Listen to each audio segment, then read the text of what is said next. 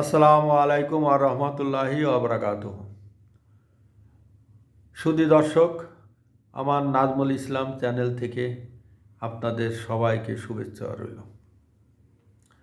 সুধী দর্শক, আজ আমি যে বিষয় নিয়ে কথা বলবো, আওয়ামী লীগ এবং বিএনপির ভবিষ্যৎ এবং হাল হকিকত। সুধী দর্শক, আজ শেখ পরিবার এবং জিয়া পরিবার, এই দুইটা নিয়ে আপনাদের সামনে আমি উপস্থিত হয়েছি। বিগত 17 বছর ধরে আমাদের যুবরাজ, আমাদের খাম্বা ভাই, তিনি 17 বছর ধরে লন্ডনে আছেন। সুধী দর্শক, এই 17 বছর ধরে তিনি অনেকের প্রশ্ন, তিনি সেখানে কি করছেন, কেন দেশে আসছেন না, কারণটা কি?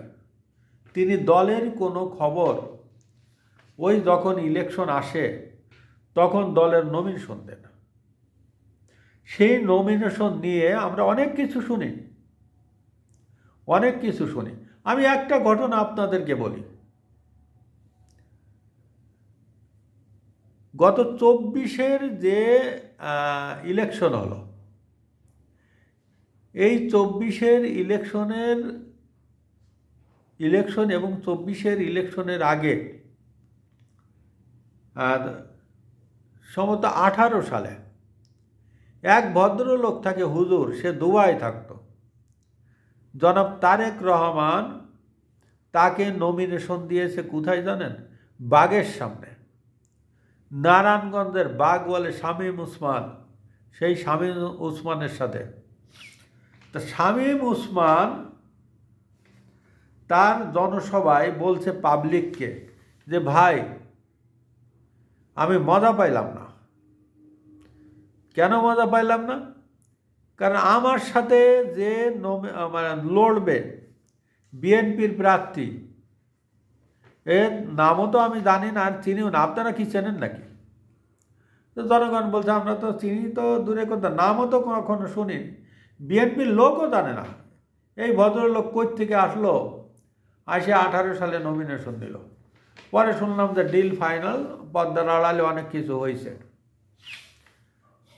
যখন পরিষ্কার হয়ে গেল জাতীয় পার্টির একজন মহিলা এমপি, সম্ভবত ওনার নাম মৌসুমী, নারায়ণগঞ্জের মহিলা কোটায় উনি ওই 45%, যে 45% গহনা আছে সংসদে যায়, ওই 45 জনের ভিতরে একজন উনি।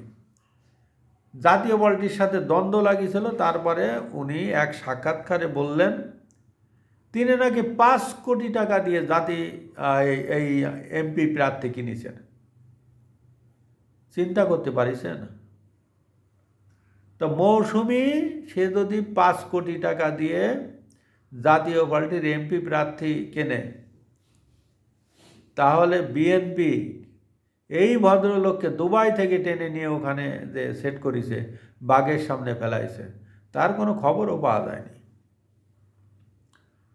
তাহলে সেখানে কি ডিল ফাইনাল হয়েছে? আমি আর বললাম না, এত বড় একটা দল, আর কি বলবো বলেন, আপনারা বুঝে নেন বাকিটা। সেই দল 17 বছর ধরে, আমাদের ভায়া তো দেশে থাকে না। এখন দেশের এই বাংলাদেশ জাতীয়তাবাদী ঘরানার এই দলটি বিএনপি, সংক্ষেপে নাম, এই দলটার অনেক লিডারদের উপরে তার কোনো কর্তৃত্ব নাই। সিনিয়র কোনো লিডাররা তার কথা শোনে না।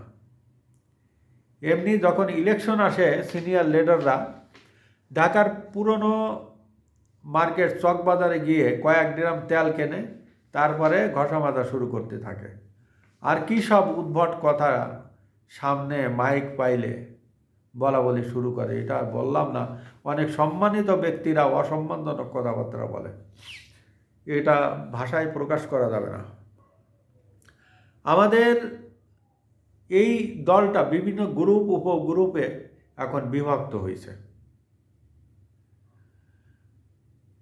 আমাদের এই বাংলাদেশের এই বিএনপি দলটা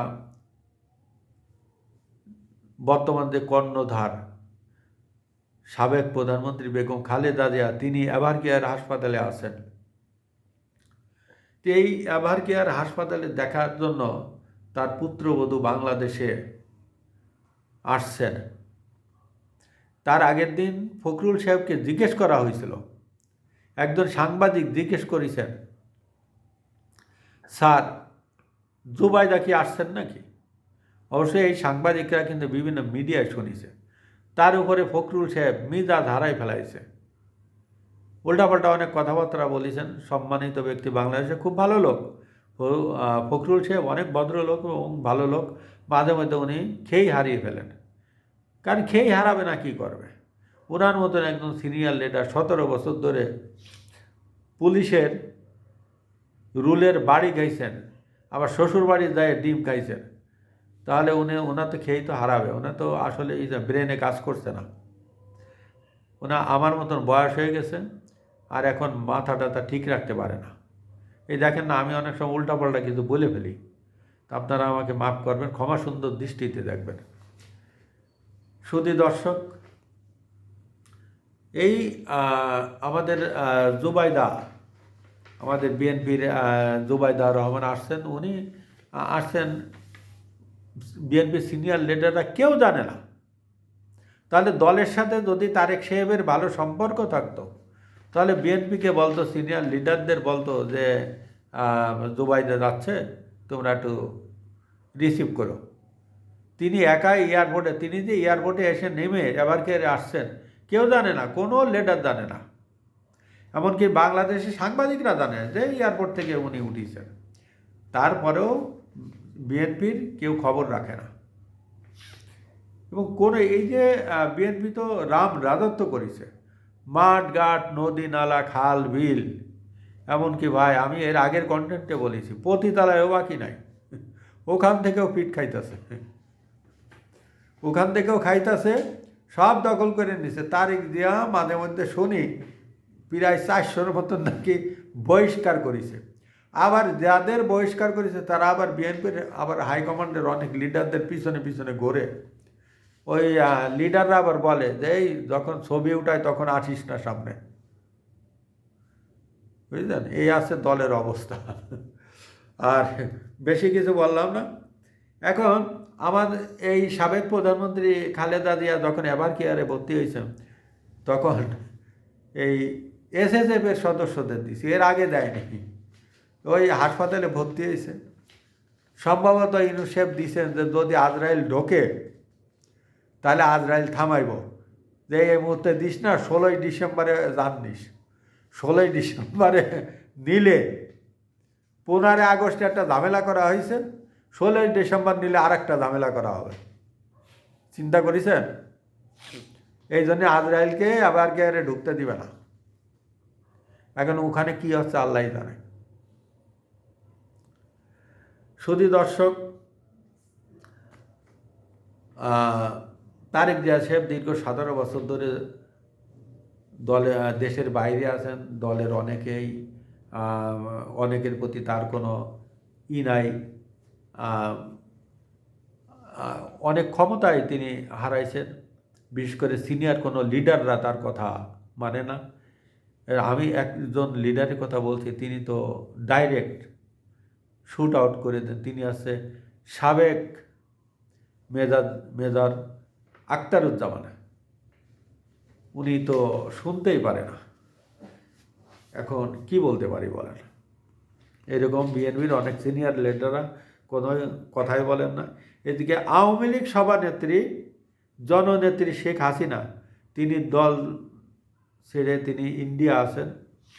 তিনি অবশ্য একটা বিপদে পড়ে গেছেন। তারেক জিয়া কিন্তু এতটা বিপদে পড়েনি।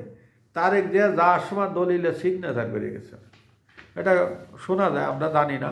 মাঝে মাঝে ফেসবুকে দেখি একটা দলিল, আমার কাছে এটা সেপও আছে, তো ওটা কি ফেক নাকি এটাও জানি না। এখন সবারই একটা ভয় যে এই দুই পরিবার, আওয়ামী লীগ থেকে শেখ পরিবার, বিএনপি থেকে জিয়া পরিবার, এই দুটা কি মাইনাস হবে? এই দুইটা দলের সিনিয়র লিডাররা কি এই দুইটা পরিবারকে মাইনাস করে দিবে? না, সরকার তথা ইউনূস সাহেব মেটিকুলাসলি ডিজাইনের মাধ্যমে এই দুই পরিবারকে রাজনীতির বাইরে পাঠিয়ে দেবেন। আমার মনে হয় এটা সহজ হবে না। এই কথাটা বাতাসে ভেসে বেড়াচ্ছে এবং অনেকে বলা বলি করছে। হবে না, কারণ এই বাংলাদেশের 70 থেকে 75% লোক এই দুই দলের প্রতি দুর্বল। কারণ এই দুইটা দলের উপরে দুইজন বিখ্যাত ব্যক্তি দাঁড়িয়ে আছে। একজন আছে হিমালয়ের মতন, হিমালয় থেকে উচ্চতা যার, সে বঙ্গবন্ধু শেখ মুজিবুর রহমান। আর একজন ব্যক্তি আছে সাবেক প্রেসিডেন্ট জিয়াউর রহমান, যিনি বিএনপি দলের প্রতিষ্ঠাতা। তাদের ইমেজের কাছে এইরকম 100টা ইনুসও কিছুই না। হয়তো সাময়িকভাবে এই দুইটা দলকে একটা হেস্তনেস্ত করা হতে পারে বা নির্বাচনের বাইরে রাখা হতে পারে। এতে করে আমাদের দেশের কোনো শান্তি আসবে না, শান্তি আসবে না। সাময়িকভাবে ইউনূস সাহেব সুবিধা নেবেন, তারপরে এই দেশের মানুষ এই দুইটা দলকেই বেছে নেবে। আমি বাংলাদেশের জনগণদের বলতে চাই, আপনারা আওয়ামী লীগ বিএনপি বিবেচনা না করে যার যার, আওয়ামী লীগ এবং বিএনপি উভয় দলকেই বলছি, যার যার দলের প্রতি আনুগত্য এনে যার যার দলকে ঠিক রাখবেন। কারোর সাথে বিশ্বাসঘাতকতা করবেন না, কারণ বিশ্বাসঘাতকদের ইতিহাসে কোনো জায়গা হয় না, হয় কালো তালিকা। যেমন মুর্শিদাবাদের মীর জাফর। শুধু দর্শক, আমার চ্যানেলটাকে আপনারা সাবস্ক্রাইব এবং ফলো দিয়ে আমাকে সামনে এগিয়ে যাওয়ার সুযোগ দিবেন। আসসালামু আলাইকুম ওয়া রাহমাতুল্লাহি ওয়া বারাকাতুহু।